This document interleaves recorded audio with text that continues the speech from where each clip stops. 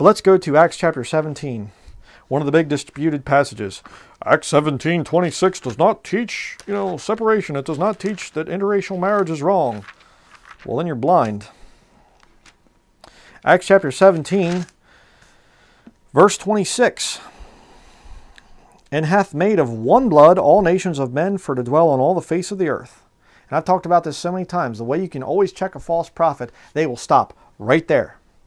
They will never keep reading. They'll stop the quotation right there. Boom, they stop it. We're all of one blood. Now, is that true? Sure, absolutely.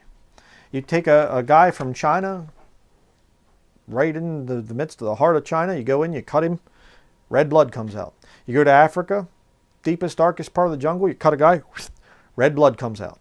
You go to the northern part of Scandinavia or something like that, cut him, red blood comes out. We're all of one blood, that's true. Then we're all the same. No, that's not what the Bible teaches. And when you stay in the bounds that God has created, and when you celebrate those boundaries and say, hey, I'm different, I have distinct things, there's a gift that comes to that.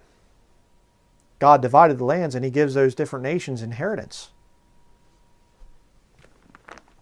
We're going to see that. Continue reading here in verse 26. And hath determined the times before appointed and the bounds of their habitation. And by the way, what we read back there in Deuteronomy, that stuff is still binding on us today. Oh yeah, it absolutely is. And it ties right in with this verse.